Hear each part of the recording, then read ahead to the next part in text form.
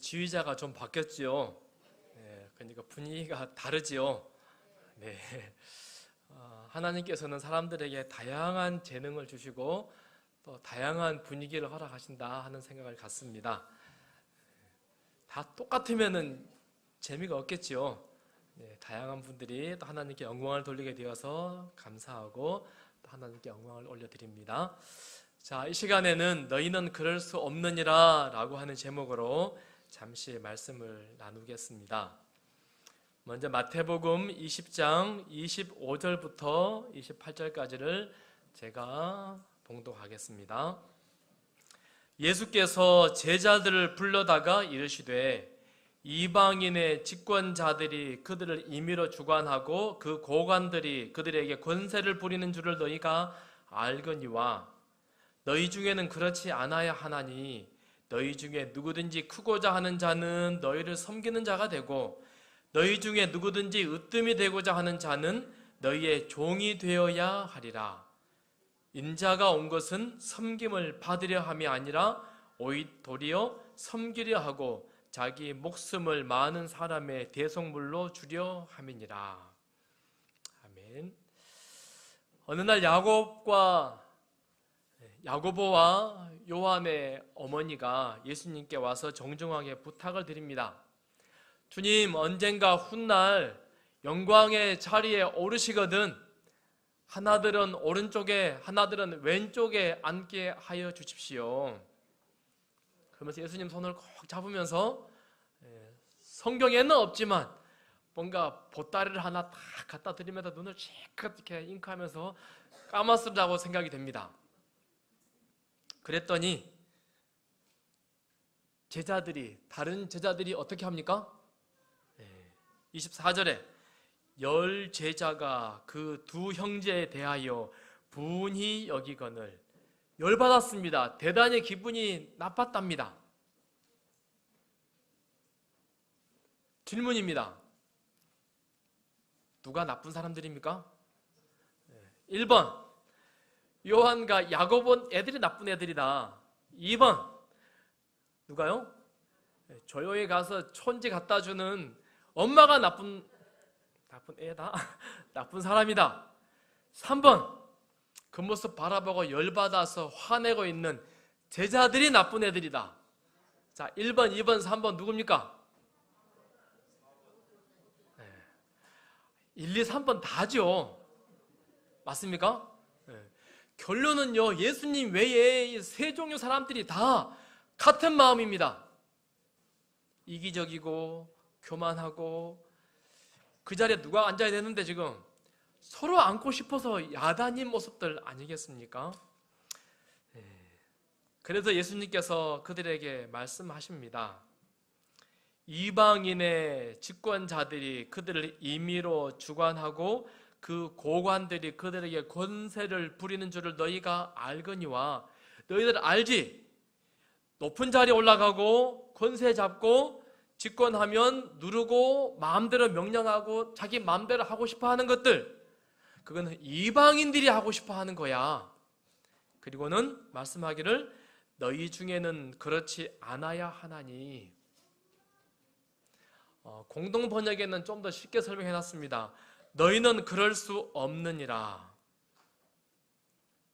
제가 이 문장에 제 마음에 울림이 있었습니다. 한번 따라 해보실까요? 너희는 그럴 수 없느니라. 세상 사람들은 조금 더 위로 올라가야 돼요. 조금 더 많이 가져야 돼요. 조금 더 인정받아야 돼요. 그러면 네 마음대로 할 수 있어. 그러면 떵떵거리고 자유가 있고 행복이 있고 만족이 있는 거야 라고 말하지만, 그러나 그리스도인들은 너희는 그럴 수 없느니라 라고 오늘 우리에게 말씀하십니다. 그러시면서 말씀하시기를 너희 중에 누구든지 으뜸이 되고자 하는 자는 너희의 종이 되어야 하리라. 인자가 온 것은 섬김을 받으려 함이 아니라 도리어 섬기려 하고 자기 목숨을 많은 사람의 대속물로 주려 함이니라. 예수님 이 땅에 왜 오셨다고요? 높아지기 위해서요? 많이 갖기 위해서요? 사람들에게 인정받기 위해서요? 아니요. 종이 되고 섬기기 위해서 예수님이 이 땅에 오셨다 말씀하십니다. 우리 예수님 어디에서 태어나셨습니까? 마구간에서. 그리고 예수님 맨 처음 누운 자리가 어디입니까? 구유.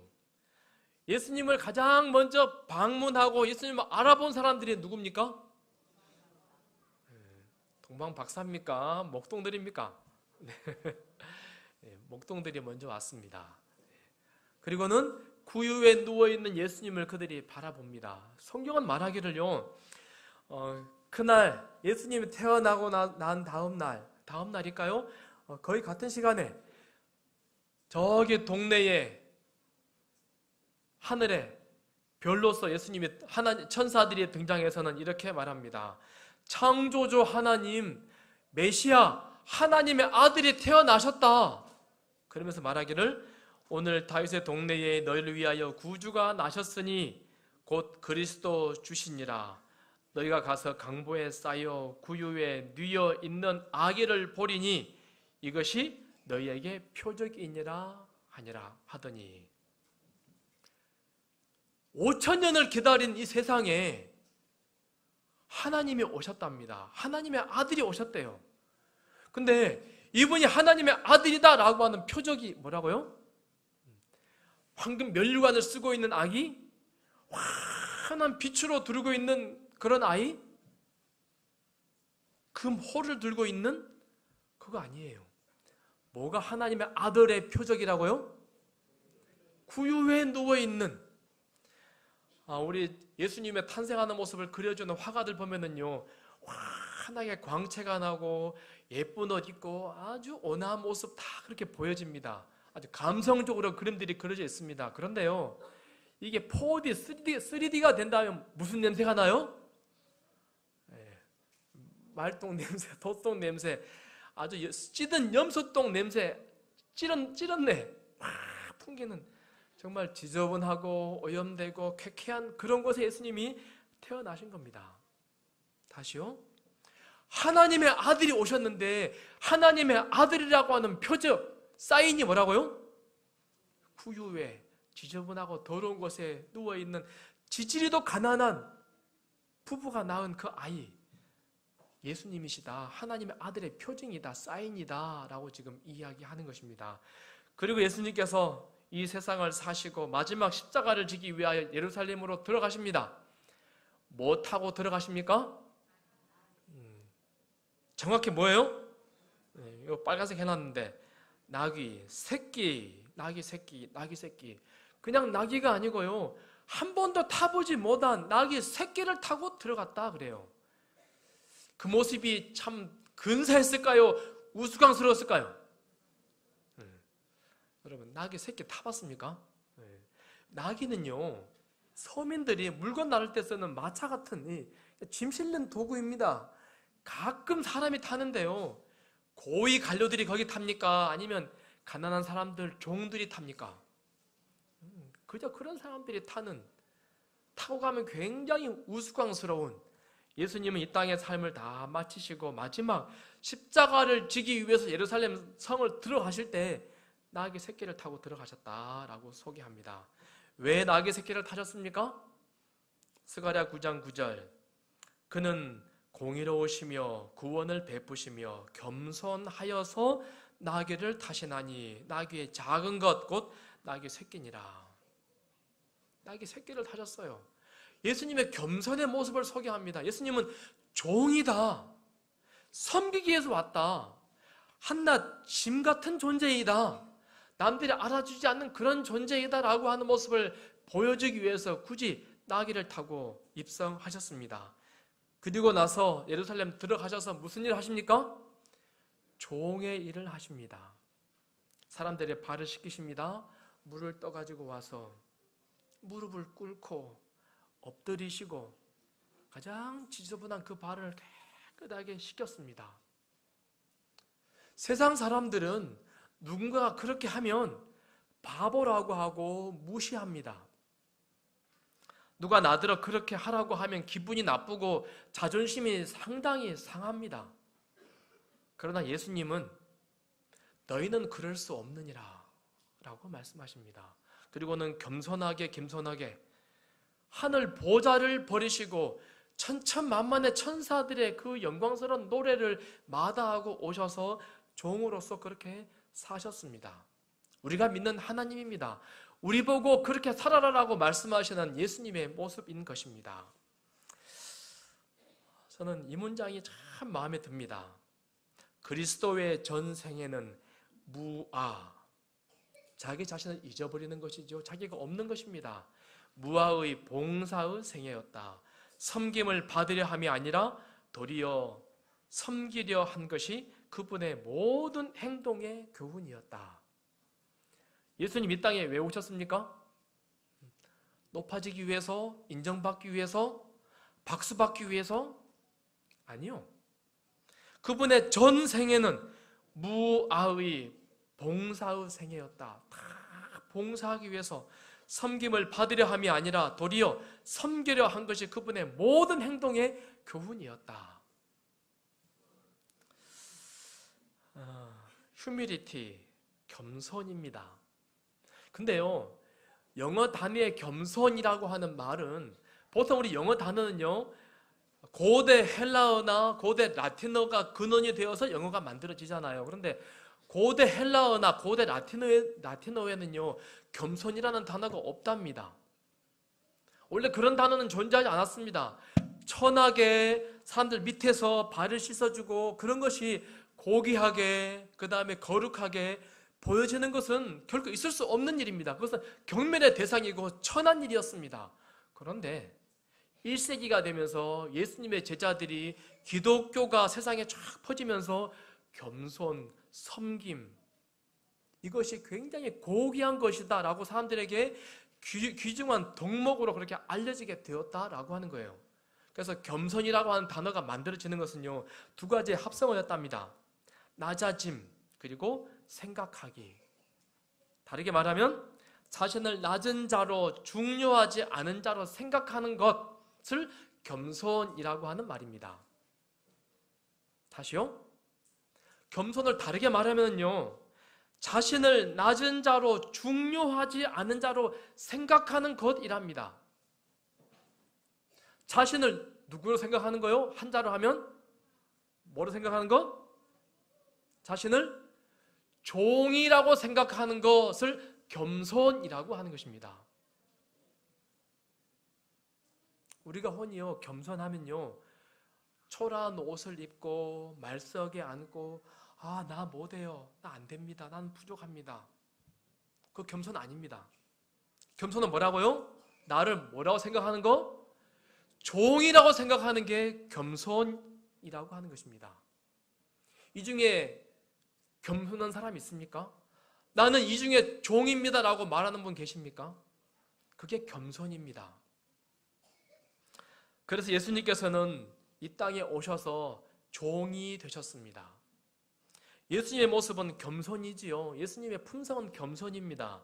나는 마음이 온유하고 겸손하니, 다르게 말하면 나는 종이니 나의 멍에를 메고 내게 배우라. 그리하면 너희 마음이 쉼을 얻으리니 이는 내 멍에는 쉽고 내 짐은 가벼움이라 하시니라. 인생에 짜증이 나고 화가 나고 답답하고 마음이 막 불안해요. 뭐 때문에 그렇습니까? 누가 나를 인정해주지 않으니까, 누가 나를 배려해주지 않으니까, 내가 한 것을 다른 사람이 했다라고 해버리니까 화가 나고 불안하고 짜증이 나는 것입니다. 내가 박수 받아야 되는데, 내가 인정받고 내가 배려받아야 되는데 화가 나고 짜증 나는 것입니다. 다른 말로 말하면 무슨 마음이 없기 때문입니까? 겸손이 없기 때문입니다. 운전하는데 누가 끼어들어야 화가 납니다. 왜 화가 납니까? 나는 종인데, 이 사람들 나는 섬겨야 되는 종인데 라고 하는 마음을 가지면, 여기 있는 말씀처럼 그리하면 너희 마음이 쉼을 얻으리니. 사랑하는 우리 모든 빛고울 성도들이시오, 혹시 누가 내가 한 걸 가로챘다고 한다고 해서 종이 화냅니까? 당연한 거 아닙니까? 내가 무시받는다고 해서 내가 화납니까? 종은 당연한 것입니다. 그러한 자세로 그러한 모습으로 사는 것이 겸손이고 곧 예수님의 모습이고 예수님께서 그 모습을 배우라 하십니다. 그리하면 너희 마음이 쉼을 얻으리니 라고 말씀하십니다. 예수님은 가장 높은 곳에 계셨습니다. 가장 귀한 영광을 받으신 분입니다. 그런데 이 땅에 오셔서 종이 되셨습니다. 그리고 내게 배우라 하십니다. 저희 집은 어릴 때 참 넉넉하지 않았습니다. 그런데 우리 집에는 항상 종이 있었습니다. 아침에 식구들 자고 나면 아침에 일찍 불 떼가지고 밥 해가지고 밥상 들고 아침에 딱 가져오는 종이 있었습니다. 제가 밥 먹으려고 하면 혹시 제가 목이 좀 먹고 싶으면 물이 먹고 싶으면 그 종은요 어떻게 알고 눈치채고 딱 물 갖다 줍니다. 밥 먹다 말고 반찬이 좀 떨어지면 어떻게 알고 눈치채고 얼른 부엌 가가지고 딱 반찬 대령해 줍니다. 밥 먹고 나면 딱 설거지하고 가가지고 빨래 해가지고 빨래 널고 나서 산놀로 둘러 가가지고 열심히 일합니다. 오자마자 뭐하죠? 해가 뉘어지면 또 밥상 잘 차려가지고 딱 갖다 바칩니다.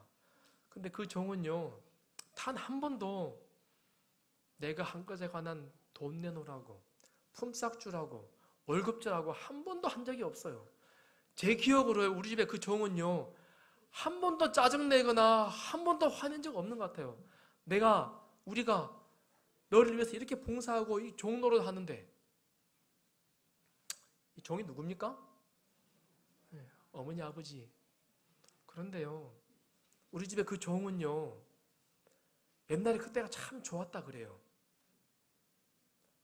사랑하는 자식들을 위해서 희생해주고 봉사해주고 도와주고 했던 것이 본인에게 굉장한 추억이었다라고 이야기합니다.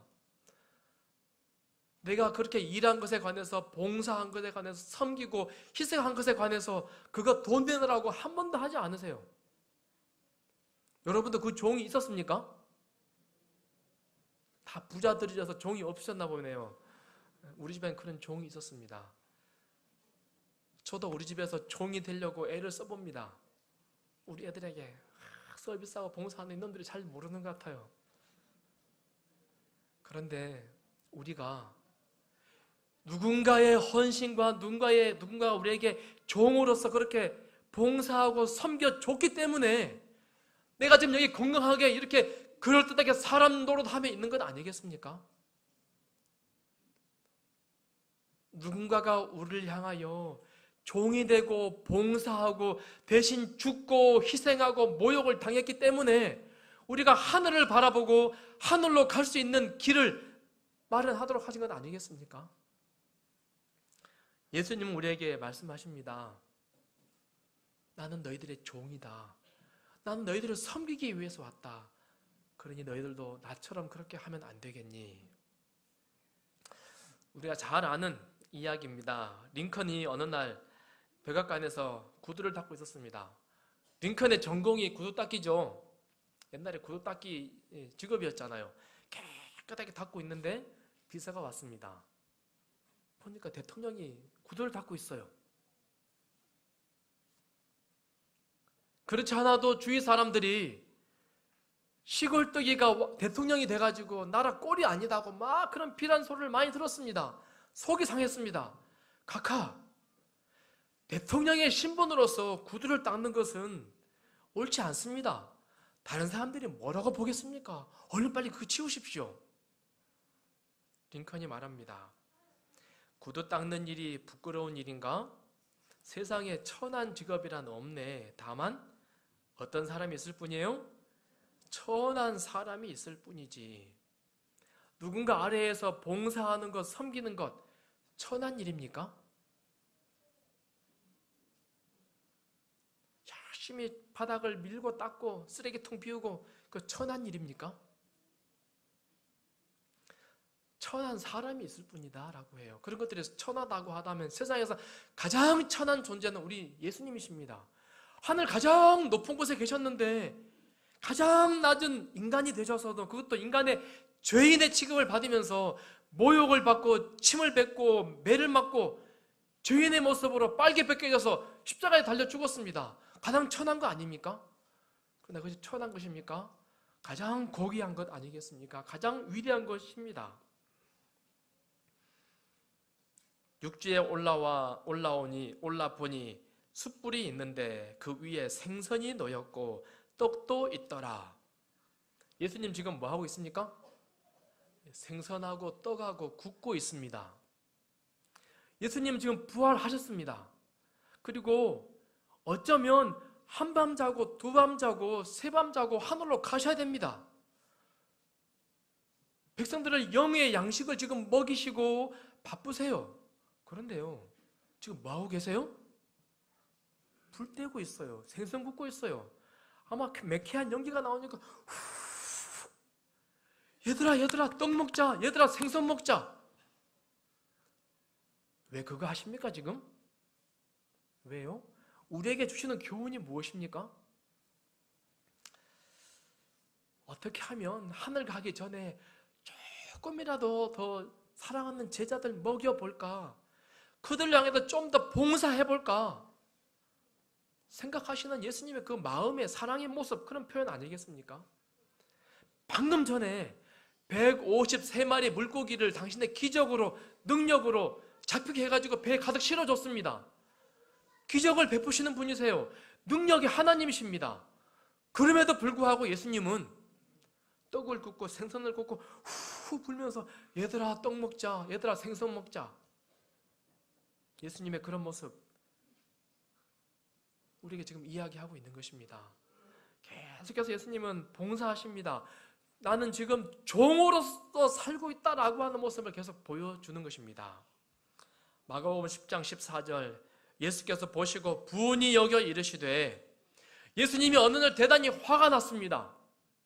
왜 화가 났습니까? 엄마들이 어린 아이들을 데리고 예수님에게 왔습니다. 제자들이 어디 예수님에게 어린 아이들을 데려옵니까? 쫓아내는 것입니다.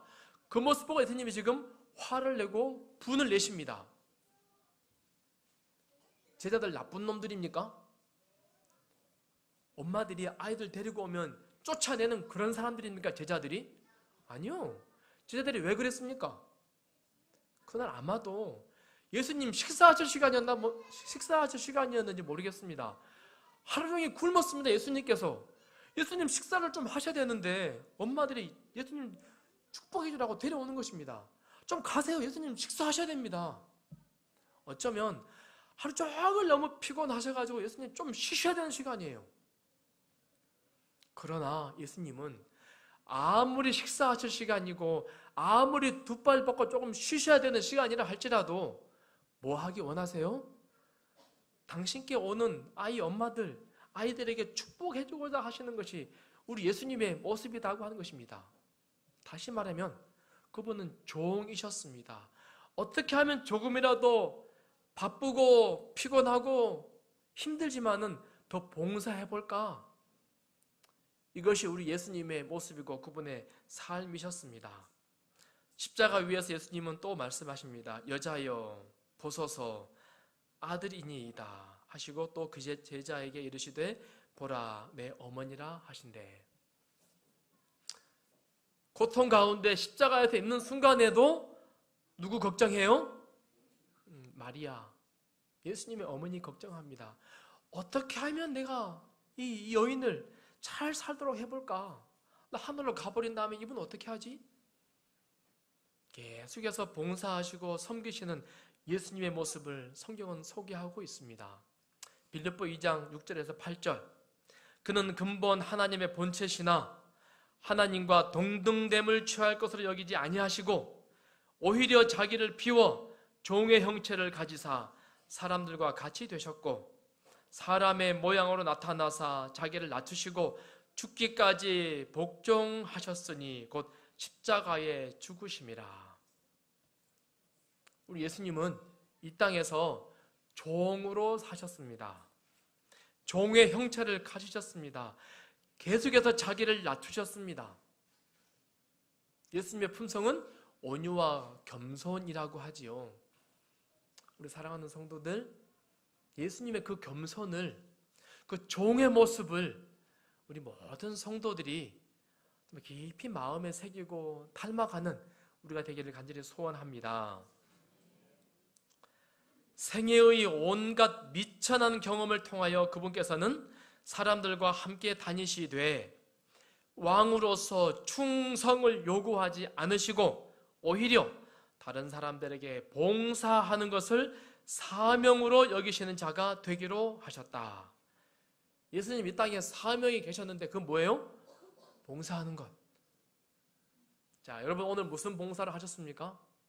제가 아침에 눈을 떴습니다. 그리고는 내 눈에 보이는 봉사하는 장면들 내가 좀 잘 좀 봐야겠다. 제 눈에 1번 들어오는 것 무엇이었을까요? 아침에요 아파트 앞에 나갔는데요 한 6시쯤 됐는가요? 우리 경비 아저씨가 아파트를 쓸고 계시는 거예요. 제 마음에 감동이 되었어요.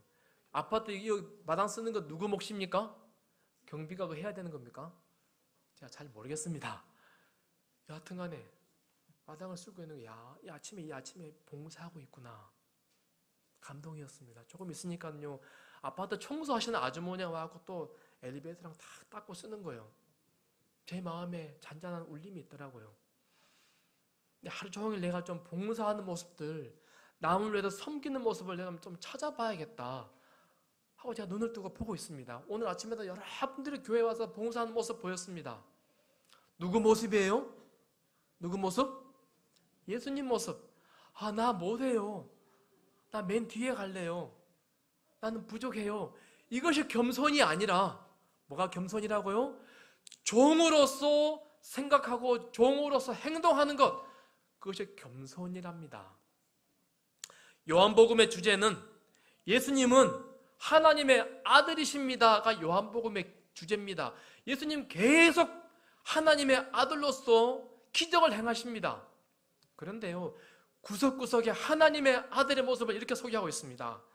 나는 아무것도 스스로 할 수 없나니 내 뜻을 행하리 아미요 내 교훈은 내 것이 아니요 내가 스스로 온 것이 아니니라. 내가 스스로 아무것도 하지 아니하고 나는 스스로 온 것이 아니요 나는 내 영광을 구하지 아니하나 내가 스스로 하는 것이 아니라 너희가 듣는 말은 내 말이 아니요. 다른 말로 말하면 겸손이잖아요. 하나님의 아들의 다른 모습은 겸손입니다.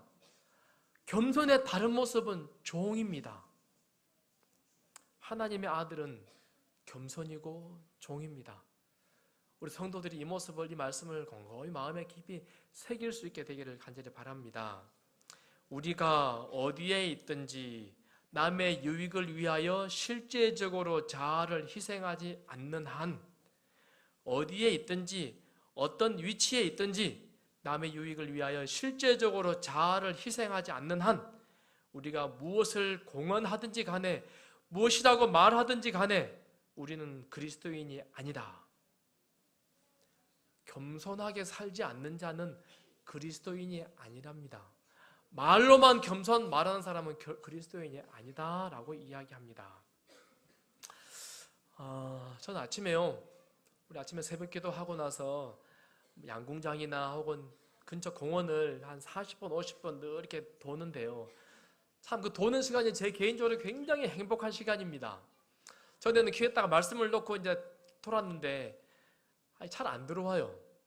그래서 제가 어느 날부터는 하나님 성경을 내가 이 시간에 좀 암송하면 좋겠다라고 생각하고 아침마다 페이퍼 한 장 들고 가서는 성경을 외웁니다.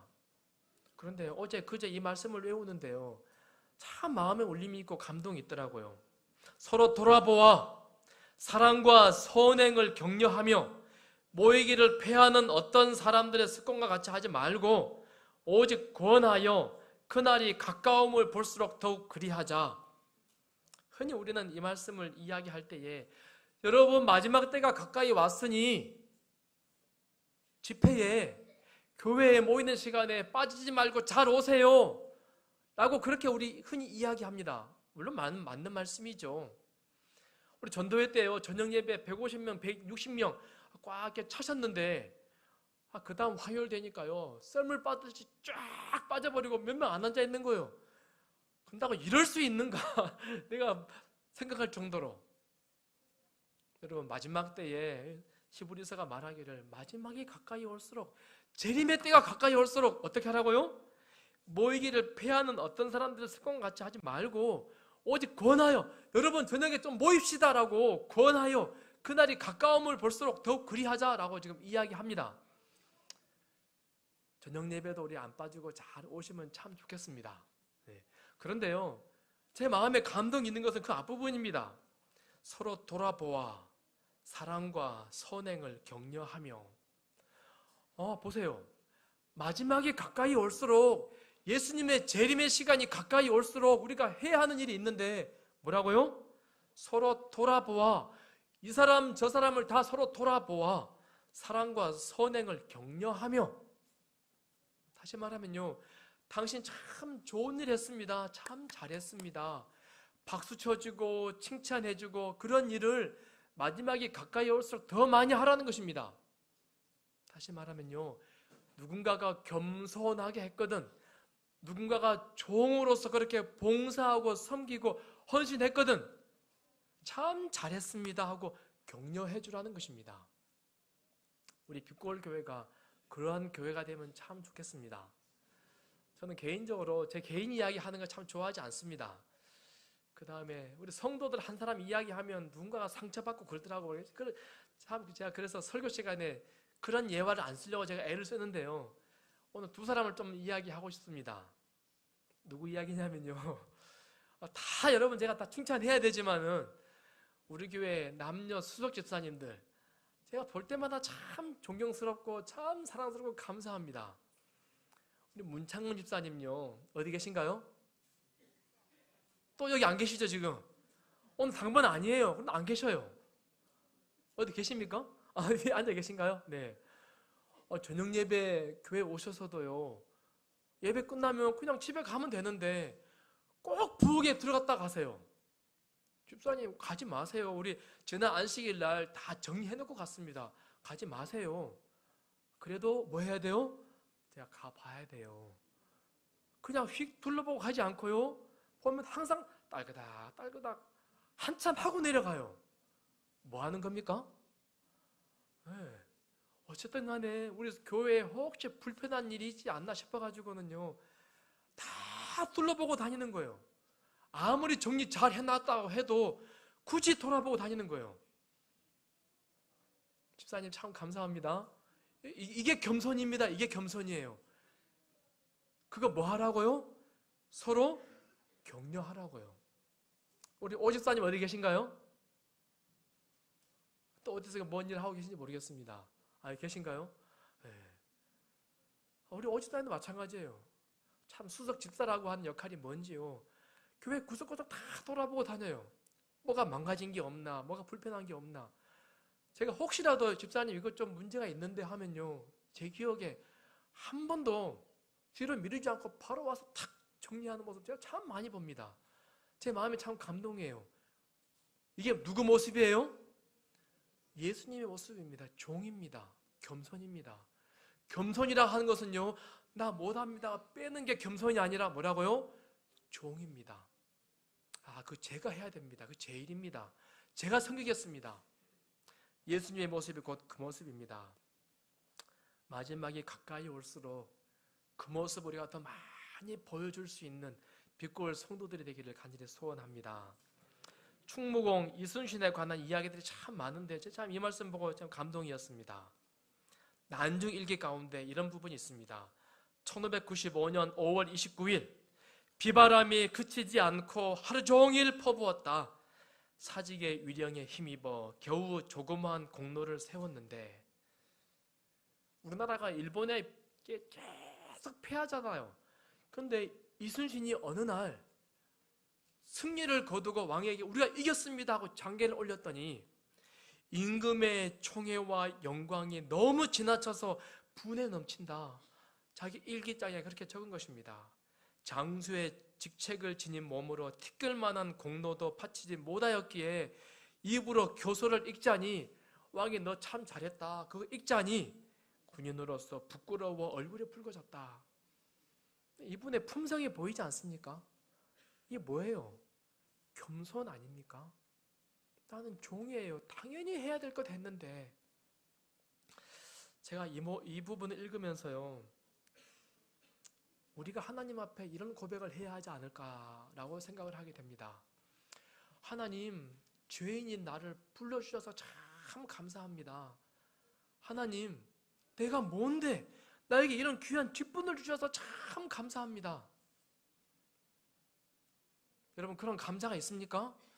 하나님 앞에 와서 봉사하고 섬기고 헌신하면서 누가 나 알아주지 않는 거야 라고 하는 게 아니라, 하나님, 내가 뭔데 나에게 이런 은혜를 주셔서 내 참 얼굴이 붉어집니다. 내 부끄럽습니다. 이순신의 이 겸손, 이 종의 마음을 우리 모두가 다 담게 되기를 간절히 소원합니다. 우리 면류관 가지고 제가 언젠가 한번 이 말씀을 여러분에게 소개한 것 같습니다. 2절, 면류관 가지고 주 앞에 들이세. 저 하늘 위의 천사들도 그 상처 볼 때에 감당치 못하여 제 눈을 감으며 만유의 왕 앞에 꿇어서 곧 경배 드리네. 저는 이 참여 부를 때마다 참 울림이 있습니다. 안 부를 겁니다. 우리 반주자 오해 마세요. 네.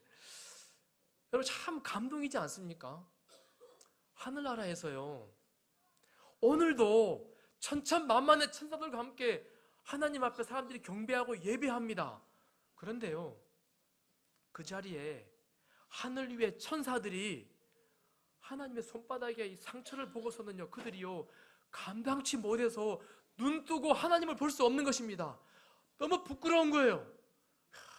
이렇게 우리들 사랑하시는 하나님 아버지, 너무나 하나님 감사합니다. 당신의 그 영광을, 당신의 그 사랑을, 당신의 그 희생을 차마 볼 수 없습니다. 고개를 떨구고, 그리고는 목이 쉬어서 그분을 향하여 찬양한다라고 하는 것입니다. 우리 빛고울 모든 성도들, 영광의 그 나라에, 그때에 우리 모두 다 그 자리에 서게 되기를 간절히 바랍니다. 그리고 우리 목이 쉬어서, 하나님, 나 같은 이 종을 어떻게 이 하늘에 나를 불러주시니 너무너무 감사합니다. 나 너무너무 부족한데, 그런 울림이, 겸손하게 된 종의 마음으로 그런 울림이 주님 앞에 서서 목이 쉬어 주님께 찬양할 수 있는 그 자리에 우리 모두 다 서게 되기를 간절히 바랍니다. 하늘 가는 사람은요, 겸손한 사람만 하늘 갑니다.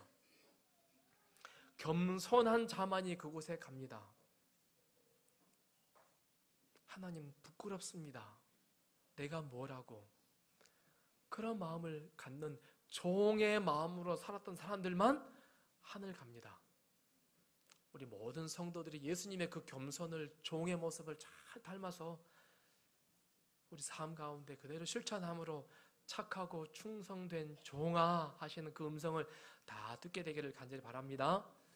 다시 종의 마음을 갖도록, 겸손의 마음을 갖도록 조용히 기도하는 시간 갖도록 하겠습니다.